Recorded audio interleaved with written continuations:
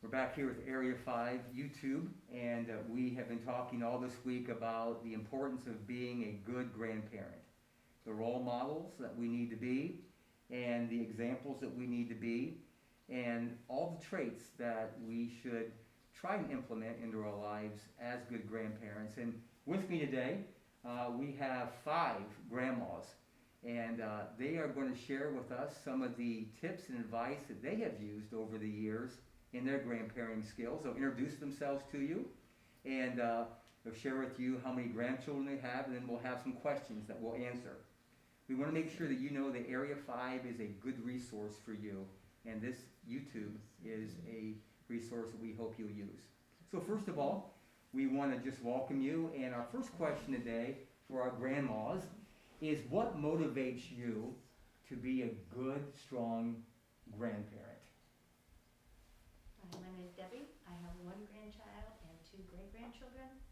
I think the biggest thing I always think about is we are mirrors. What our grandchildren, what our children see us do, they're going to do, they're going to replicate, because that's all they can know. So I think I have to try to be the best I can be to help him to know what he needs to do. Great advice. Who's next? My name is Susan, and I have 2 granddaughters. And I had a great relationship with my grandmother, and I hope to have that same relationship with my grandchildren. I hope they look back on it when they're an adult and think about how much fun we had. Good for you. Good for you. Hi, I'm Tanya. I have 6 grandchildren from 17 years old to 5 months old. So there's a big span.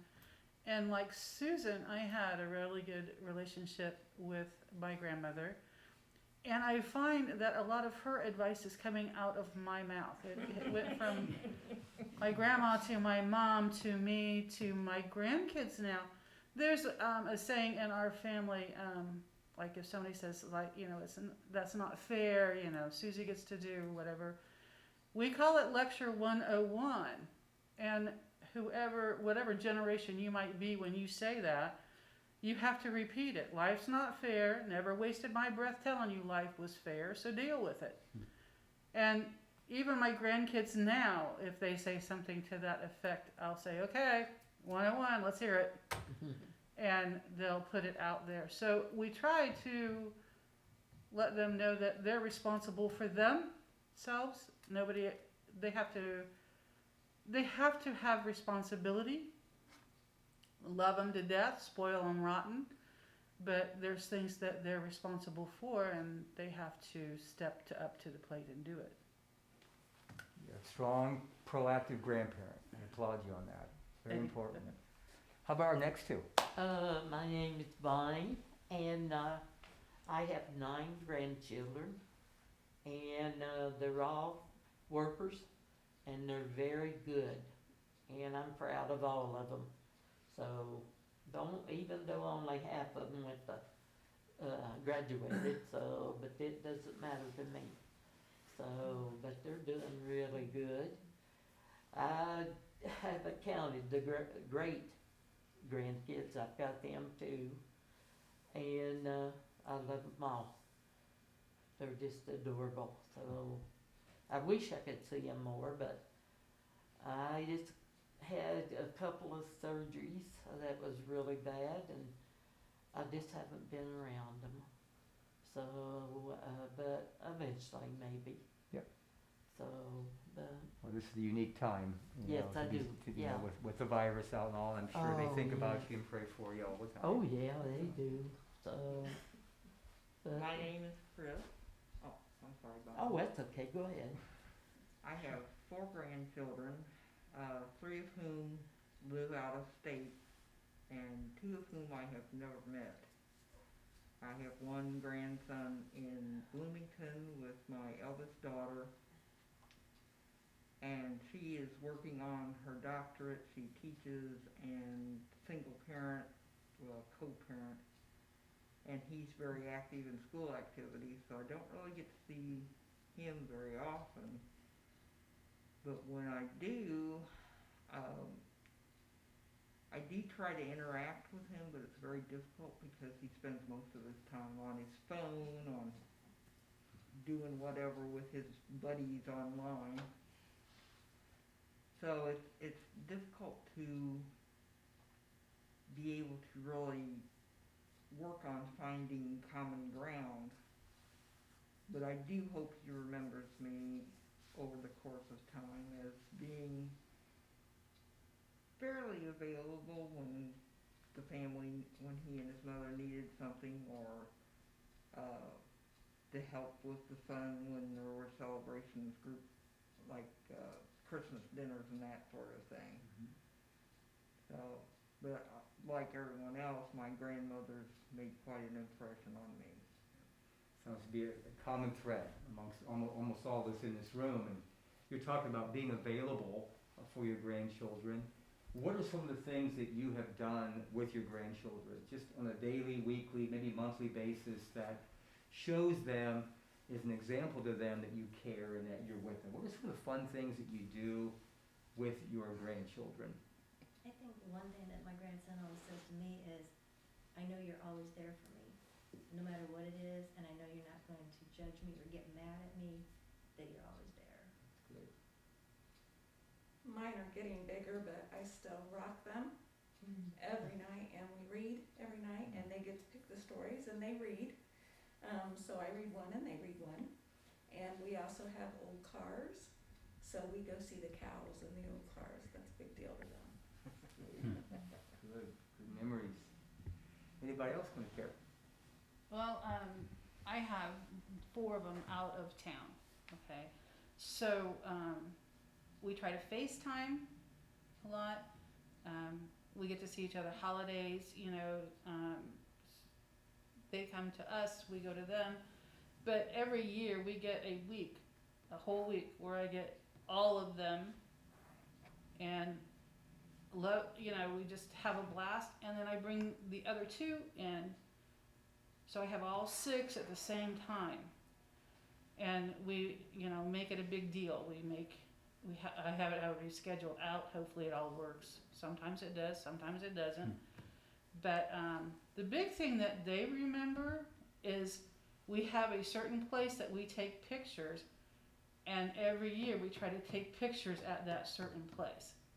And as the kids have added in, and we've gradually built, thank goodness it's a big staircase, because we can keep adding the kids onto the staircase. But they always say, okay, are we going to get our pictures taken? So. So you cook for them that whole week, you're hanging out. Do they help you clean the house after they leave, or before they leave? Is that part of the chores too, or is that just what you have to do as a grandma? Once they we know that they're leaving, sometimes it's just easier. Okay. Because they always leave stuff behind anyway. You're still going to have to send to them. It never fails. So. Those are great practical ways. Talking about the grandma, my grandma she taught me how to make chicken and dumplings, to do the dumplings. And then after these grandkids come along and everything, I used to have a big pot of chicken and dumplings. And even though now that they've grown up, they still want my chicken and dumplings, but I can't do that anymore. So. But I did have that for them all the time, and they remember it. So. Yep, they'll always love that. They'll go to restaurants and get that chicken and dumplings. That won't be as good as yours, but Exactly. remember that food that you lovingly made for them. Yeah. So they still. So you tell their mom, I wish Grandma would make some chicken and dumplings, and I said I will one of these days. So. Very good. I think we'd all like that, not just your grandkids. Yes. Well, lastly, how do you want your grandchildren to know you now, and how do you want them to remember you? What is it that you want to impart to them? It's a little harder. Now I can feel everything I want to say. I don't know if I can put it out in words. Again, I didn't say anything, but my grandmother raised me. She took me when I was 2 days old, so very important person in your life. I I don't know where I'd be today. I don't even know if I would be without her. Strong Christian lady. There was rules, and we had to follow the rules. And my grandson is Jordan, and he knows so much that I don't even remember that I've showed him or taught him. I think his biggest complaint would be, Grandma's a workaholic. You know, Grandma likes to work. So if something's happening as far as work, he won't call me or talk to me because he doesn't want to have to hear money, finances, another thing. I just pushing him, you know. It doesn't fall from trees. It doesn't grow on trees. You have to do something to get something. His dad would tell you that there used to be a rule said if you work, you eat. And so that was just some of those little things. Again, though, one of the things he says the most is, I know you're always there and I can always talk to you. I know that it doesn't matter what it is or if I did something bad, you're always going to be there. And he just graduated, so he's not a baby, but this is something he repeats it over and over. I know I can call you Mama. I know I can talk to you. So, Wonderful legacy. Wish more grandkids had that. yeah. What you share next? I think mine is probably availability and continuity. There's a lot that happens in their life. They live far away, but I see them often, thankfully, and that they can come anytime they want, and nothing at my house changes. I have the same dog. I have this. They come. We have the same sitter. So it is that there's something constant. Safe. So valuable. Thank you. I hope that my grandkids, they always know that we love them dearly. We do anything for them. We'd move heaven and earth if we needed to. And I think they know that that's what's behind them. You know, we're not going to do things for them, but we have a motto in our family, and we live by the motto. The motto is family helps family. And that's how they were raised. And if they need help, like this weekend, I'm going to be picking my granddaughter up from work. You know, she said she needed a ride. Grandma, can you do it? I said, you betcha. We'll make it happen. There'll be times when I say, hey, you know, Keegan, that's my granddaughter that's 17. I need help cleaning the house. And she'll say, okay, you know, I'll be out there. So I want them to know that the family is a unit, that we're always there for them. If they need something, it's family helps family, you know. So they pitch in, we pitch in, you know. Beautiful. Anybody else could have shared? When I had heart surgery, my grandsons, they came in and done little stuff after I got home, and they done little stuff that I wasn't supposed to do. And I was shocked, you know, 'cause they did it, you know. Of course, my other daughter, she come in, cleaned my house and everything, but these boys, you know, anything, like they put up my curtains, you know, I had new curtains, and I was surprised. I really love them dearly. The other grandkids are all small, so, but they helped me real good. And they do know I'm there. If they, you know, want anything or need anything, they know where I'm at. Yeah, I think being there is probably the biggest key. Yeah. If something occurs that they need some help, like Tanya's family. I tend to push my grandson in Bloomington I want him to read and broaden his mind, and it is a little frustrating because he doesn't read the book. I'm getting books that he's expressed some sort of interest in the subject matter, but he won't necessarily read them. But he is beginning to do research on topics and look at why something is the way it is, or this person said this.